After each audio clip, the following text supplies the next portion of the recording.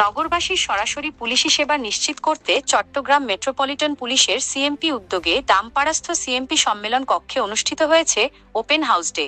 আজ মঙ্গলবার 18 আগস্ট বিকাল 3টা থেকে 4:30 পর্যন্ত অনুষ্ঠিত এই অনুষ্ঠানে সিএমপি কমিশনার জনাব হাসান মো শওকত আলী মহোদয় উপস্থিত সেবা প্রত্যাশীদের বিভিন্ন অভিযোগ ও সমস্যা মনোযোগ সহকারে শোনেন।